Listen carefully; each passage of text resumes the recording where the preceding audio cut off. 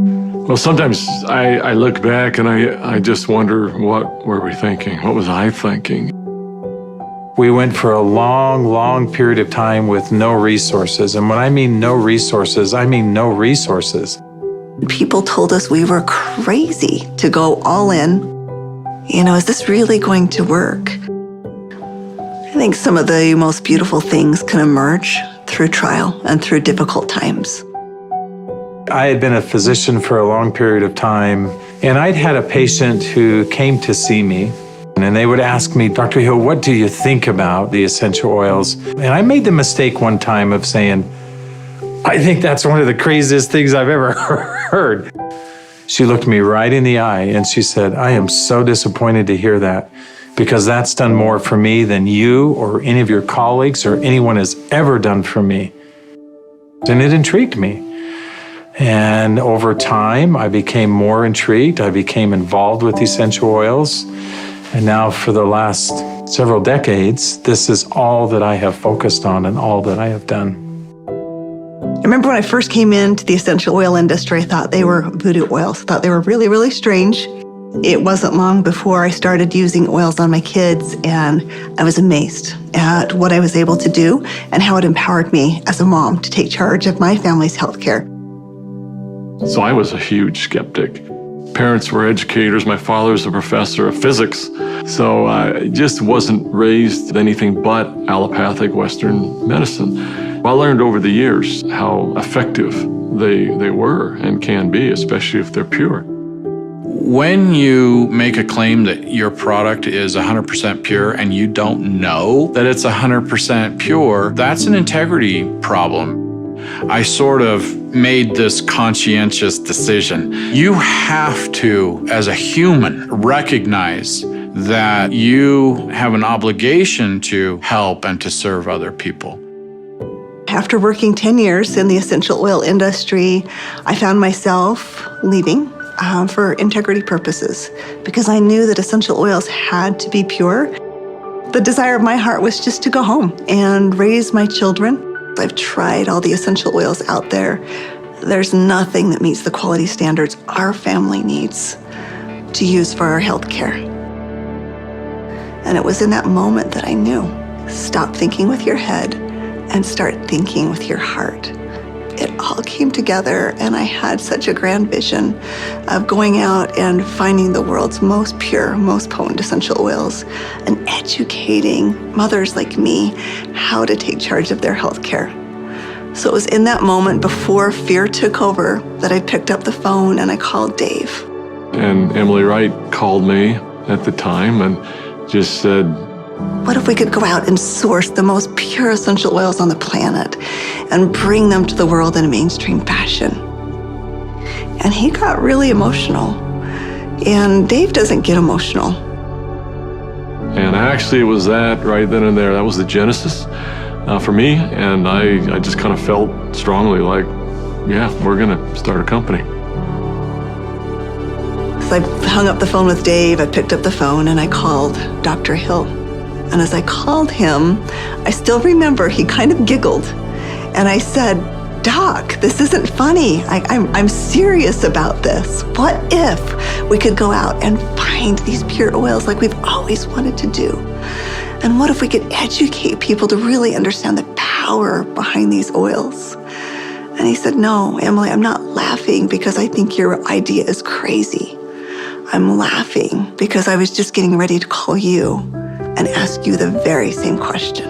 It started with an initial little small meeting in an Italian restaurant in the far corner, and we met for 5.5 hours until they finally kicked us out of the restaurant because we weren't buying food anymore. And we just started to dream.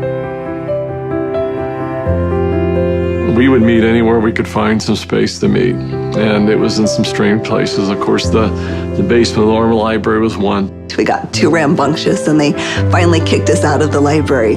Sometimes it was in the basement of our homes. I remember not telling my kids, that I was unemployed and starting a new thing, but the dad was working on a project in the basement. As I did the business plan, I started to realize that this was going to be big. I just knew that with such a good team and product that had changed our lives, we felt like this was going to be significant. So as we began in the spring of 2008, that's when we had a massive falling out with the housing market in the United States. And there was a lot of panic and a lot of fear. We looked at starting this company. The first thing you think is, I got to raise money. I've got to get capital. And we set out to do that initially. And actually ended up, the four of us, back in New York City, visiting with some very high-profile people. And as we gathered together that next morning at that conference table, and we've got, all of these Manhattan-style managers that are meeting with us, and they quizzed us for hours. Finally, at the end of the day, they looked at us and they said, "We believe that your business model is going to work. We believe that you will be successful, and we want to fund your venture. We'll give you $5 million. And we all, of course, felt extremely elated. They were willing to fund the company, but of course they were interested in 51% and control. And I just remember the feeling we had as we walked away from that conference table. And the four of us found ourselves in front of the Statue of Liberty. And I remember looking across the water. Almost as if on cue, as I recall, we all just grew somewhat silent. And as we looked out over the water, and I looked at the Statue of Liberty, what rung true to me is, we're doing this to give people freedom. And if we take their money, we can't make people free. And we can't make this dream that we have a reality, because they'll never allow us to bring the quality of essential oils that we know we have to light. Because they'll be looking for an exit strategy, they'll be looking for a return on their investment, and that can't be part of the equation. I remember standing right next to Dave Sterling, and Dave looked at me, and in kind of a somewhat shocking way, he asked me, "How much money do you have, Doc?" And I said, I don't know. And he said, "How much can you pull together?" And I said, "I don't know." And he asked each one of us in succession, and before we left the park that afternoon, we had made the decision that we were unable to take any resources from anybody, and instead, we would all leverage everything we have. We took the equity out of our homes, we cashed out 401ks, we liquidated everything we owned in order for this dream to come to fruition. And so as I expressed this to my wife, I remember very clearly, she just looked at me and said, "Well, I trust you. You'll take care of us, and we'll be fine." And we had family members even come to us to say, "You're foolish. Your family is going to be homeless." So we went all in, everything. We didn't hold anything back. We thought it would be for just a couple of months that we went without any income, but it was 13 months. Those final months, we're eating almonds and yogurt and telling our kids they can't go to dance practice and they can't play sports because we don't have enough money. But having that belief that it was all going to be worth it. And I remember a day that we had $5,000 left in our account. $5,000 because we had just put together this big oil order. And we didn't know how we were going to make payroll. We didn't know how we were going to make commissions. And just to see how doors open every single time, as long as we continued to step forward, the doors open. People ask me sometimes, how are you guys able to do what you did? And, but everybody rolled their sleeves up and we did every job. We did this job, this job, this job. I was supposed to go out and find these precious oils. So I started calling people, and every single person would say, "Of course, our oils are 100% pure." And that's when I realized almost all essential oils that are sold out there are sold through brokers. These brokers were very smart people, often having very sophisticated labs. And the oils were almost always changed. Most were not pure, most were synthetically created.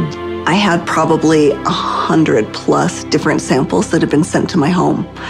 And every time we would meet, Dave, Dr. Hill would say, Emily, have you found the oils yet? I'd have to say, not yet. Like, are we going down the right path? Is this really what we're supposed to do? And I remember one beautiful day, I opened up my doorstep and 5 oils showed up all in the same day. It was frankincense, lavender, tea tree, lemon, and peppermint. As I smelled these bottles, I called up Dave and I called up Dr. Hill and I said, I found the oils. I brought my camera because that was going to be a moment that I wanted to capture. And we pulled the lid off and smelled it. We were confident that these were the purest oils on the planet. I remember that first discussion we had. We talked about the culture of the company. What type of soul do we want doTERRA to have? And we realized that these oils are experiential. And we realized it had to be a person-to-person model. We had to bring people together. We've got to have a culture of giving back. We have to have a culture of caring. Locking arms with the people who are putting the seeds in the ground, who are harvesting these products. It's making sure that their needs are met. As I look back on it today with doTERRA, it's overwhelming to me to see the impact it is around the world. There's a lot of sacrifice, but again, those are days we look back on, with some pride. Sacrifice is a really important piece. Today, we've empowered nearly 8 million families all around the globe. We're now filling 315,000 bottles of oil every single day. And just to think about it on that scale just warms my heart, knowing that every single bottle is changing somebody's life on both sides of the bottle. I believe every single person in this world needs essential oils. Essential oils are the great equalizer. We have single-handedly changed the acceptance of essential oils in science and in medicine. We are so committed to this work. We are so humbled to be stewards of what nature has created so perfectly for us. And we're so grateful for all of our amazing employees, for all of our amazing wellness advocates, for all of our amazing customers all around the world. We haven't changed in our mission. We haven't changed in our purpose. We're still true to those things that very early on were important. If doing the right thing was important then, doing the right thing is important now. If helping and giving service to other people was important then, it's important now. If sourcing oils differently and doing what had not been done before was important then, it's important now. We feel like, as crazy as it sounds, we're still just beginning.